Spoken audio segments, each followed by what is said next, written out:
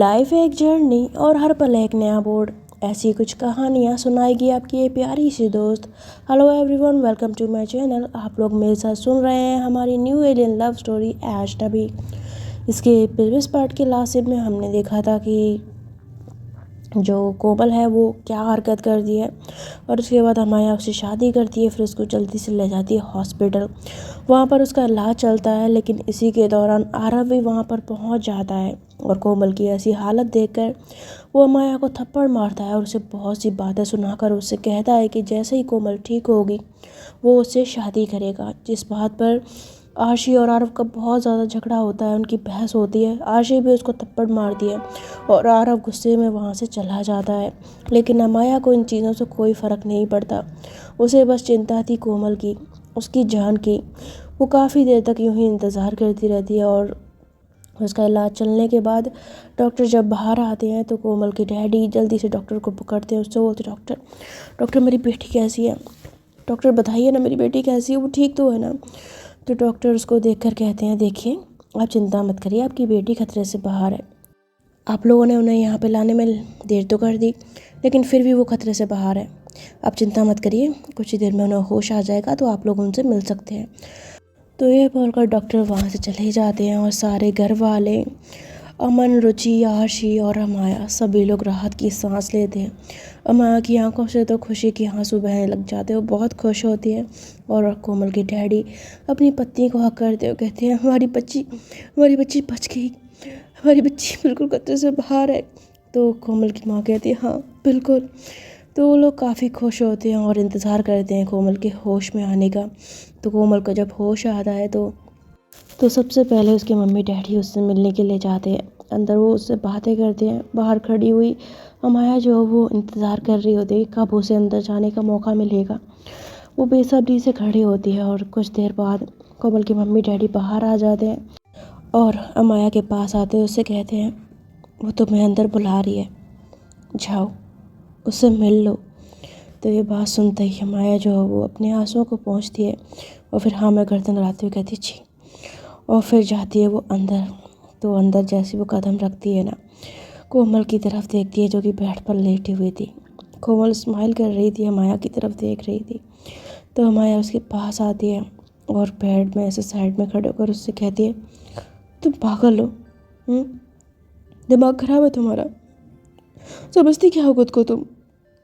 तुम्हारे जी में जो आएगा तुम वो करोगी और तुम्हें कोई कुछ नहीं कहेगा।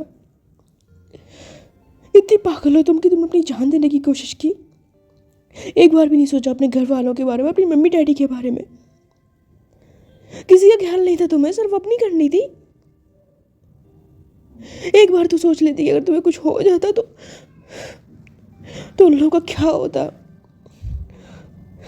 जीते जी मर जाते तुम्हारे मम्मी डैडी तुम्हारे बिना। तो ऐसा कहते हुए ना जो अमाया है वो बहुत ज़्यादा रो रही होती है और उसकी आंखों में आंसू देखकर कोमल स्माइल करते हुए उसके हाथ को पकड़ती है। तो अमाया जैसी उसके हाथ को अपने हाथ में महसूस करती है ना, वो हाथ को ऐसे देखती है और फिर कोमल की तरफ। तो कोमल मुस्कुराते हुए अमाया से कहती है इधर आइए, यहाँ बैठिए मेरे पास। तो अमाया धीरे से उसके साइड में बैठ जाती है और फिर कोमल उसके हाथ को पकड़कर उससे कहती है सबकी फिक्र है, सबकी फिक्र थी मुझे, लेकिन मैं क्या करती, कुछ ऑप्शन नहीं था मेरे पास दूसरा। और फिर मैंने आपसे मना किया था ना कि नहीं करनी है मुझे आपसे शादी। मैंने कहा था ना कि अपने साथ कोई ज़बरदस्ती करने की ज़रूरत नहीं है। तो आपने क्यों की मुझसे शादी? तो बोलती क्या करती मैं, तुम हॉस्पिटल आने को तैयार नहीं थी, कितने ड्रामे कर रही थी। मेरे पास भी कोई ऑप्शन नहीं था तुमसे शादी करने के अलावा। I really hate you Komal, I really hate you. तुम इस तरह की हरकत करोगी मैंने कभी सपने में भी नहीं सोचा था। तो कोमल बोलती है अच्छा बाबा गुस्सा करना बंद करिए ना, और फिर मुझे क्यों आप डांट रही हैं? मैंने जो करना था वो तो मैंने करा, लेकिन आपको तो अपने फैसले पर अड़िग रहना चाहिए था ना। मैंने थोड़ी आपसे ज़बरदस्ती की थी, मैंने थोड़ी कहा था शादी कर लो। तो बोलती हाँ सबके सामने बोल दिया कि शादी नहीं करनी है। और फिर तुम मुझे एक बात बताओ, तुमने ये गोलियां खाई तो खाई कब? ये सब ड्रामा किया क्यों तूने? तो बोलते मैंने कोई ड्रामा नहीं किया, मैं बस चुपचाप इस दुनिया से चले जाना चाहती थी, और इसीलिए मैंने आप सबको अपने घर पर बुलाया था। सोचा था कि सबको अपना फैसला सुनाकर चुपचाप अपने रूम में चली जाऊंगी और बस काम ख़त्म हो जाएगा। लेकिन मुझे नहीं पता था कि ये दवाई इतनी जल्दी असर कर जाएंगी, मुझे सच में नहीं पता था। तो उसकी बात सुनकर हमाया जो है ना उसकी ओर घूर कर देखती है, उससे बोलती है मेरा दिल कर रहा है ना 2-3 लाफे लगाऊं तुम्हारे कान के नीचे, इतनी जोरों से लगाऊं कि गाल लाल पड़ जाए। तो कोमल हंसते हुए कहती है हाँ तो लगा दीजिए ना, हक बनता है आपका, आप जो चाहे मेरे साथ कर सकती है। तो बोलते हाँ अब तो बोलोगी तुम, तो पता है मेरी क्या हालत हो गई थी तुम्हें उस हालत में देखकर। अगर तुम्हें कुछ हो जाता ना तो दुनिया तो मुझे दोष देती, तुम्हारे घर वाले, मेरे खुद के घर वाले मुझे दोष देते। तो बोलती कोई आपको दोष नहीं देता। तो बोलती तुम्हें क्या पता, दोष तो मेरे ऊपर ही लगना था ना कि मेरी वजह से तुमने अपनी आज जान ले ली। कैसा प्यार है तुम्हारा जो सिर्फ इतना सेल्फिश है कि सिर्फ अपने बारे में सोचता है। तो एक बार भी मेरी फिक्र नहीं हुई कि मुझे कैसा लगेगा। तो कोमल उसकी ओर देखते हुए कहती है कैसा लगता है आपको अगर मैं मर जाती तो ये सुनते ही माया गुस्से से चिल्लाती बोलती थप्पड़ मारना, मैंने खींच के मरने की बात की तुमने। तो माया ना ऐसे गुस्से में उसके ऊपर हाथ उठा देती है, मतलब थप्पड़ नहीं मारती, ऐसे हाथ उठा देती है ना।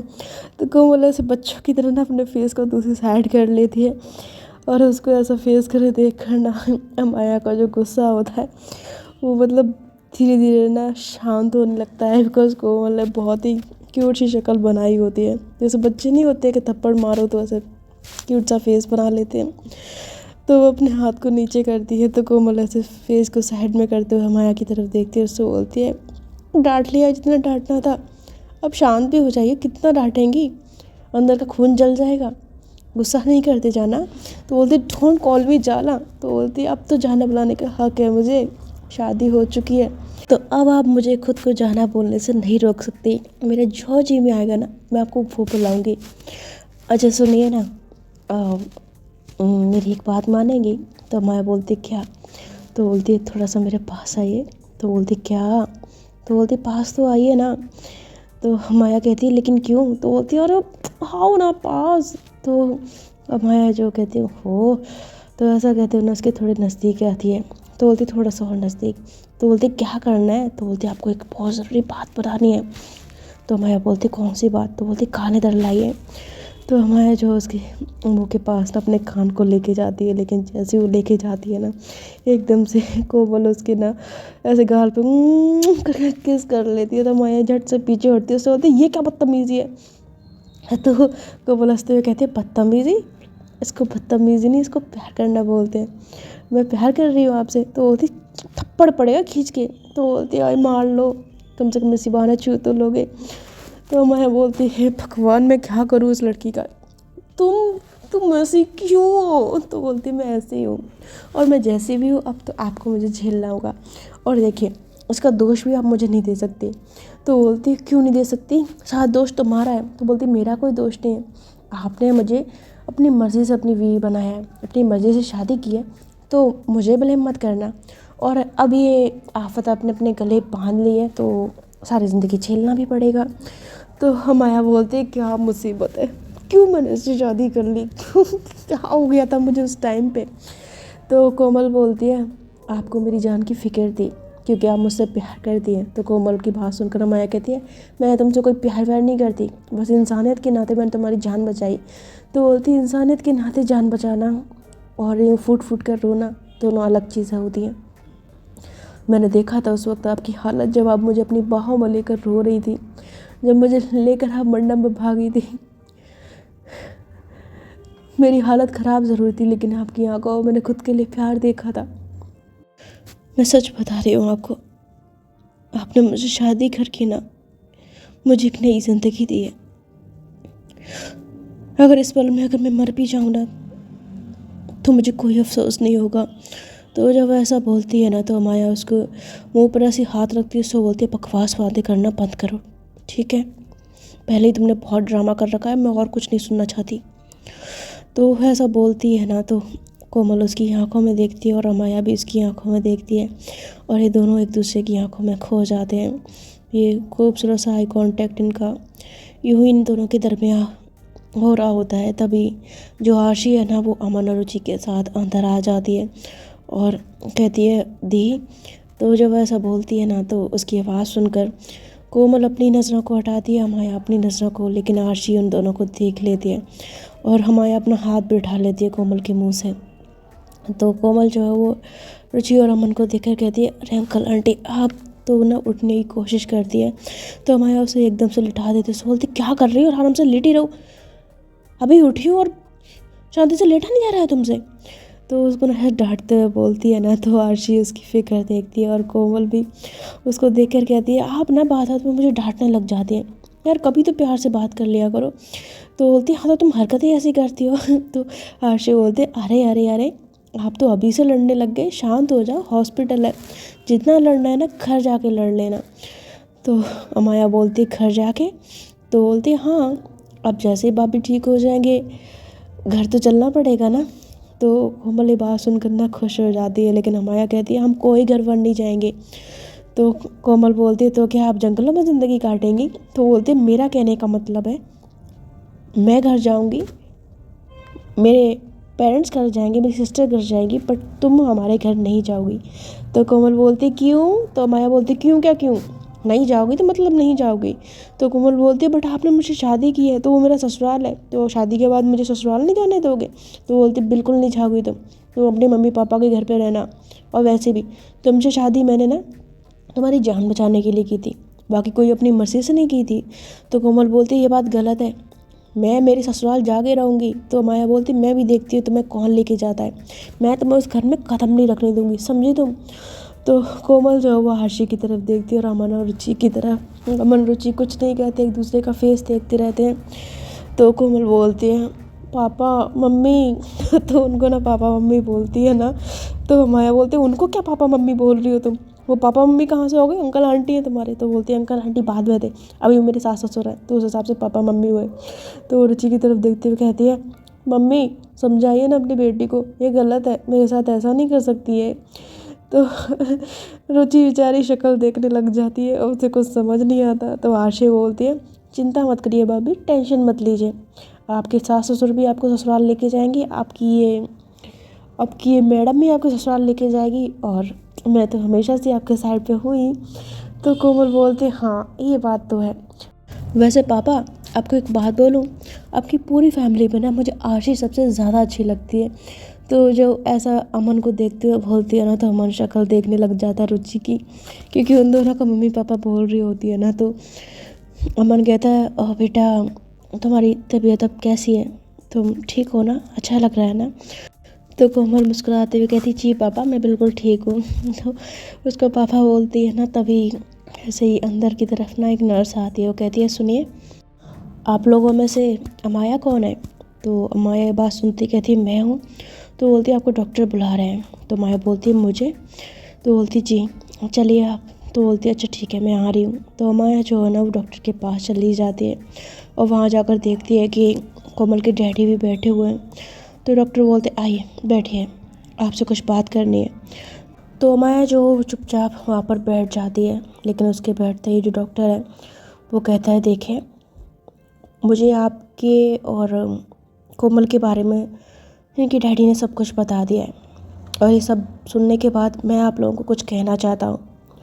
देखिए हमने उनकी जान तो बचा ली है, लेकिन सच्चाई ये है कि वो अभी अंदर से बहुत टूटी हुई हैं, उनका दिल और दिमाग बहुत ही कमज़ोर है, और ऐसे हालात में अगर वो अकेली रहीं तो दोबारा भी वो सुसाइड अटैम्प्ट कर सकती हैं, कुछ ऐसा कदम उठा सकती हैं जिनसे उन्हें नुकसान पहुंच सकता है।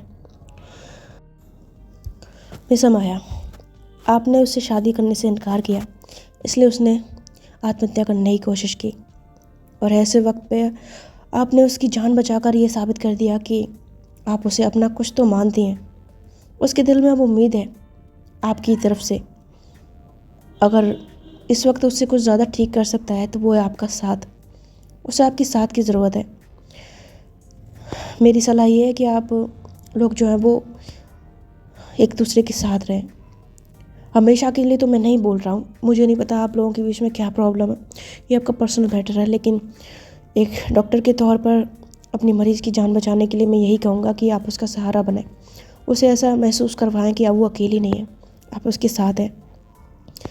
कभी कभी इलाज सिर्फ दवाइयों से नहीं होता, किसी का साथ, किसी की परवाह भी जख्म को भर देता है।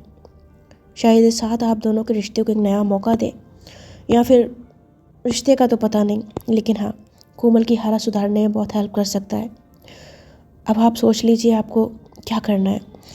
तो उसकी बात सुनकर ना जो अमाया है वो कुछ सोच में पड़ जाती है और फिर कोमल के डैडी की तरफ देखती है। तो कोमल के डैडी अमाया के हाथ पर हाथ रखते हैं और आंखों से उसे कुछ इशारा करके फिर वहाँ से चले जाते हैं। और अमाया जो वो भी फिर डॉक्टर से कहती है, जी मैं समझ गई। और ऐसा बोलते हुए ना वो भी बाहर आती है। तो उसके बाहर आते ही अमन रुचि उसे पकड़ते हैं, उससे बोलते क्या हुआ, क्या बोला डॉक्टर ने। तो अमाया सब कुछ बता देती है और उनकी बात सुनकर हाशी कहती है, वाह ये तो बहुत अच्छा हुआ, इसका मतलब अब कोमल भाभी हमारे घर जाएंगी। तो हाशी ना बहुत ज़्यादा खुश होते हुए बोलती है, लेकिन अमन रुचि और अमाया का फेस इतना ज़्यादा खुश नज़र नहीं आ रहा था, लेकिन कोमल के डैडी स्माइल कर रहे थे। तो ऐसे ही 2-3 दिन हॉस्पिटल में बीत जाते हैं और 2-3 दिन के बाद हॉस्पिटल से ही जो कोमल है ना वो अमाया के साथ उसकी गाड़ी में बैठ जाती है। तो उसकी पूरी फैमिली जो है वो कोमल को विदा करती है, बिल्कुल ऐसे जैसे शादी में दुल्हन को विदा करते हैं, बिल्कुल उसी तरह से उसके डैडी उसको हक करते हैं, मम्मी भी हक करती है और उसको कहती है खुश रहना। और हाँ, कभी भी याद आए तो हमसे मिलने चले आना। तो कोमल बोलती है, ओहो मम्मा आप तो ऐसे बिहेव कर रहे हो जैसे मैं कभी आऊँगी नहीं। आऊँगी, आप लोगों को छोड़ के कहाँ जाना है, ससुराल जा रही हो, हर लड़की जाती है, खुशी खुशी विदा करिए, इतना सेंटी होने की ज़रूरत नहीं है। तो उसकी बात सुनकर ना उसका जो कज़न है वो हंसते हुए कहता है, हद है, ये लड़की तो सच में बेशर्म है, ससुराल जा रही है तो कम से कम 2 आंसू तो टपका के जा। तो कोमल बोलती, तू चुप कर ठीक है, ज़्यादा मुँह मत चला, मैं ससुराल जा रही हूँ, उस ससुराल जाने के लिए मैंने कितना रिस्क लिया है तुझे पता है, मैं क्यों आंसू टपकाऊँ, मैं तो खुशी से नाचते हुए जाऊँगी। तो उसकी बातें सुनकर ना अमन रुचि एक दूसरे की शक्ल देखते हैं, आरशी हंसती है और अमाया तो ऐसे सड़ूसा फेस करके बैठी होती है। और उसके बाद ये लोग गाड़ी चलाकर निकल जाते हैं अपने आशियाने की तरफ, यानी कि कोमल की ससुराल की तरफ। तो पूरे रास्ते ना माया को कोमल बहुत प्यार से देखते हुए आती है, अपने फेस पे हाथ रख लेती है और बहुत प्यार से देखती है, पर माया नहीं देखती, उसकी नज़रें विंडो के बाहर थी। तो जो आरशी है ना वो कोमल के कान में कहती है, भाभी अभी रुक जाओ, कोई बात नहीं, अभी थोड़ी सी सड़ूगा ना मेरी दीदी, आप जाओगे ना इसको बदल देना, पूरी तरह बदल जाएगी, फिर आपसे खूब प्यार से बात करेगी, आपसे नजरें भी मिलाएगी, सब कुछ करेगी। तो कोमल बोलती है, हाय कब दिन आएगा वो, हाँ इसके लिए तो मैंने क्या क्या पापड़ बेले, मरने तक को तैयार हो गई, तब भी इस सड़ू का ना फेस सीधा नहीं हो रहा, ये नहीं कि प्यार से देख ले एक बार मेरी तरफ। तो आशीष तो कहती, होगा होगा डार्लिंग, सब कुछ होगा, थोड़ा सा इंतज़ार करो। तो ये सुनते ही कोमल हंसने लग जाती है और आशी भी, और ये दोनों ताली पीट कर हंसते हैं। और कुछ ही देर में ये लोग पहुंच जाते हैं अमाया के घर पर। वहाँ जाते ही जो गार्ड है वो दरवाज़ा खोलता है, गाड़ियाँ जो है वो घर के अंदर एंटर करती हैं। तो अमन रुचि जो है वो दूसरी गाड़ी से बाहर निकलते हैं और अमाया भी गाड़ी का दरवाज़ा खोलती है। तो आरशी भी गाड़ी से बाहर आ जाती है। तो जो कोमल है ना वो जैसे गाड़ी से बाहर निकलने लगती है ना, अचानक से उसको चक्कर आ जाता है, उसका दिमाग घूमने लग जाता है, बिकॉज ठीक तो हो गई थी पर वीकनेस उसके अंदर थी, जिस वजह से जैसे वो एकदम चकराते हुए नीचे गिरने वाली होती ना, माया उसे संभालती, उससे बोलती, कोमल कोमल क्या हुआ, कोमल तुम ठीक तो हो ना। तो उसको जब पूछती है ना तो कोमल बोलती है, मुझे चक्कर आ रहे हैं और सर बहुत भारी हो रहा है। तो अमन रुचि भी उसके पास आते हैं, कहते क्या हुआ कोमल। तो माया बोलती है, इसको चक्कर आ रहे हैं। तो बोलते चक्कर आ रहे हैं। तो माया ना उसको गोद में उठा लेती है, कहती चलो मैं तुम्हें गोद में लेके चलती हूँ। लेकिन जैसे ही माया कोमल को गोद में उठाकर अंदर जाने वाली होती है ना, एकदम से जो आरशी भागते हुए आती, कहती है दी दी दी रुकिए रुकिए रुकिए रुकिए, आप ऐसे अंदर नहीं जा सकती। तो रुचि बोलते क्या हो गया आरशी। तो बोलती है मम्मा ऐसे कैसे दी अंदर चली जाएगी, अरे नई बहू घर में आ रही है, खाली आती है, सब कुछ ऐसे रूखा सूखा करना है आपको सब कुछ। तो रुचि बोलती तुम क्या कहना चाहती हो। तो बोलती 1 मिनट मैं बताती हूँ। तो ऐसा कहते हुए जो आरशी है ना वो जल्दी से अंदर भागती हुई जाती है, कहती है मैं आ रही हूँ, कोई भी घर के अंदर नहीं आएगा, ठीक है ना, वहीं पे रहो। तो ऐसा बोल के चली जाती है। तो अमन बोलता अभी क्या कर रही है? तो बोलती पता नहीं, नए नए नौटंकियाँ रहती हैं इसके पास भी।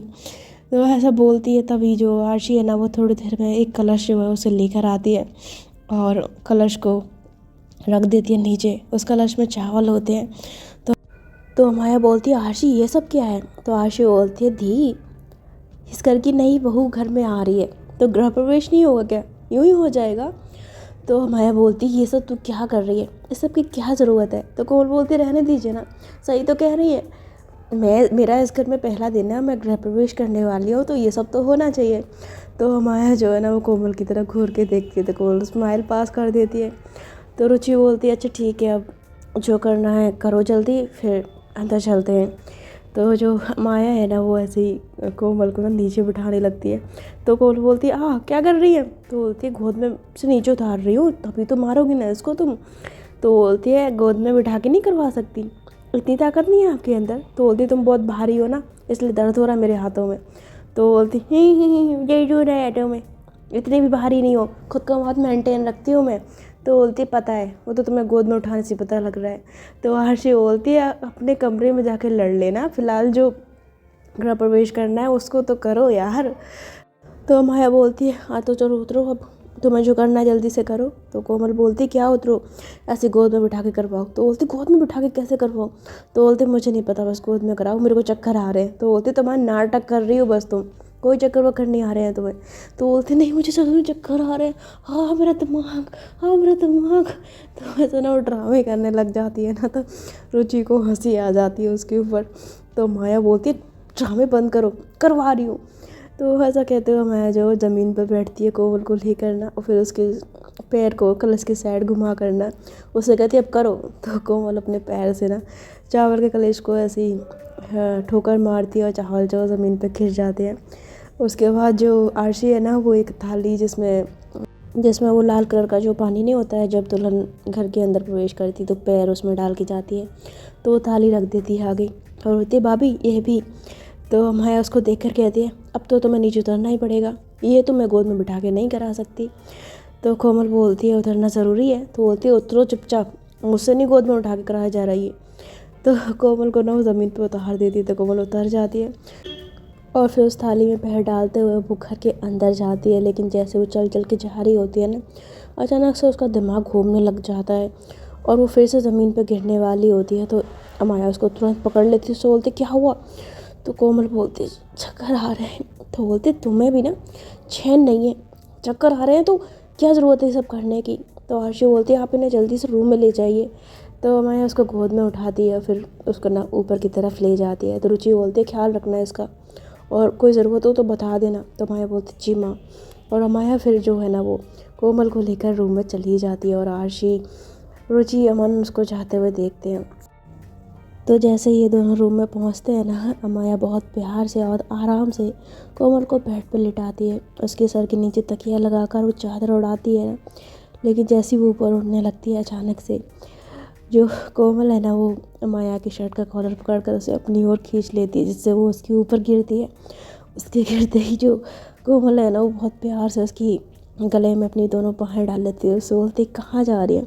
तो बोलती क्या कर रही हो, छोड़ो मुझे। तो बोलती ऐसे कैसे छोड़ दो, बड़े पापड़ बेल के आपको हासिल किया है, अब तो ना छोड़ने वाली।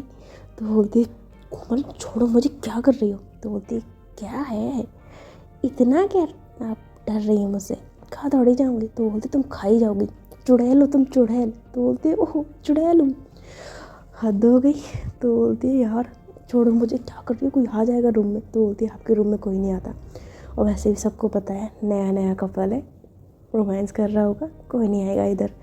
तो बोलते तुम्हारा ना दिमाग ख़राब हो गया सच में, तुमने गोलियां खाई हैं ना, तुम्हारे शरीर के साथ साथ तुम्हारे दिमाग पे भी असर कर गई हैं। तो बोलती दिमाग तो मेरा तब से ख़राब है जब से मैंने आपको पहली बार देखा था। तो बोलती वही तो गलती हो गई, जो पहली बार मैं तुमसे मिलने चली गई।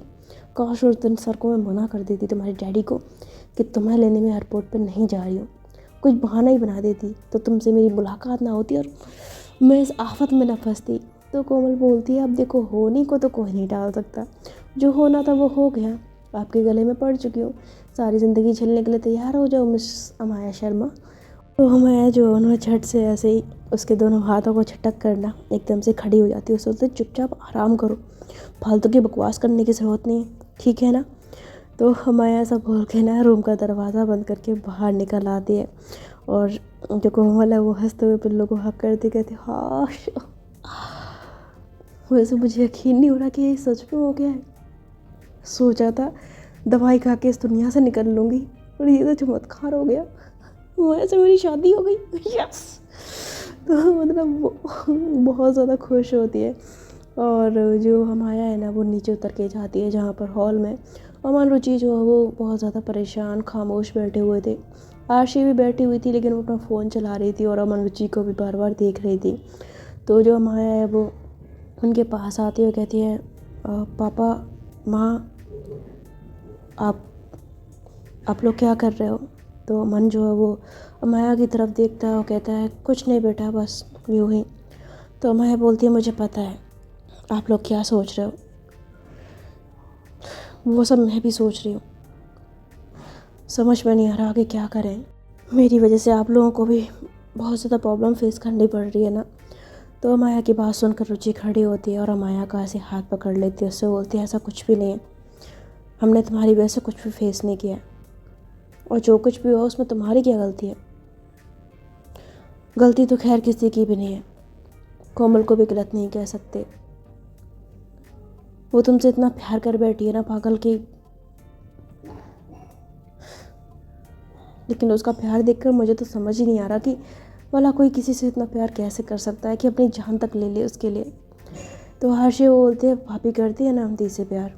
तो उसको देखकर अमाया बोलती है एक तो तू चुप कर, कोमल की हर जिद में ना एक तो तू साथ देती है। ये मैं सच बता रही हूँ, जितना गुस्सा मुझे कोमल के ऊपर आता है ना उतना गुस्सा मुझे तेरे ऊपर भी आता है।